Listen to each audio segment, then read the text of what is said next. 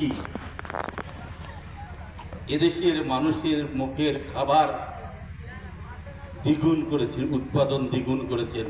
এই যে পাশে আশেপাশে কি হচ্ছে এখন, দিনের বেলা লোক পাওয়া যায় না কেন? কি করে?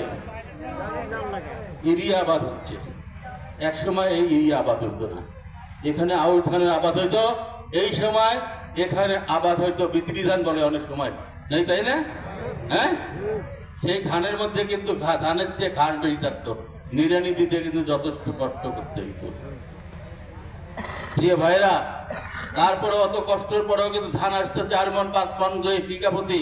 আর আজকে শহীদ রাষ্ট্রপতি জিয়া রহমান বিদেশ থেকে যে ধানের বীজ এনেছেন, বিদেশ থেকে যে পাওয়ার টিলার এনেছেন, বিদেশ থেকে যে শ্যালো মিষ্টি আমদানি করেছেন, করে আজকে এই জমিতে 5 মণের জায়গায় 30 মণ ধান উৎপাদন হচ্ছে। বিধায় বাংলাদেশে এখন আর কোনো বাসন্তীর জায়গা হয় না, জাল পরে বাসন্তীর মৃত্যু হয় না, বাংলাদেশে আর কোনো দুর্ভিক্ষ হয় না, মানুষের কুকুরে একসঙ্গে খানা খায় না, কলার পাতা দিয়ে মানুষকে আর যাপন করতে হয় না।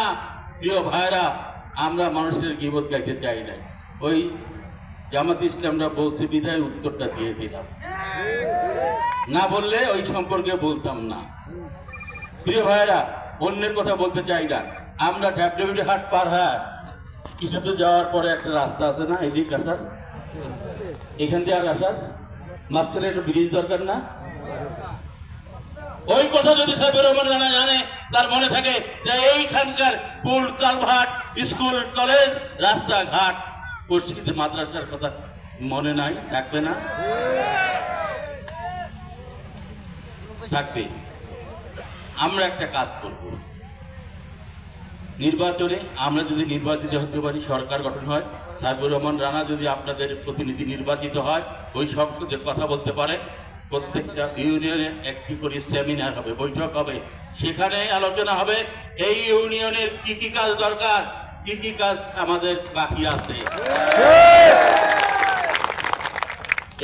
এরকম সমাবেশ করে হবে আলোচনা, এবং সেখান থেকে প্রায়োরিটি ভিত্তিতে কোনটা বেশি প্রয়োজন, সেই প্রয়োজনীয় কাজটা আগে করা হবে। একসাথে তো সব কাজ হবে না, তাই না? আর যদি বলে সাইবুর রহমান রানা সব হয়ে যাবে, তাহলে তো এটা হবে অন্যায়, এটা হবে শিরক। কারণ একমাত্র আল্লাহ বলতে পারে কোন হয়ে গেল, আর কেউ বলতে পারে না, আর কারো বলার সুযোগ নাই।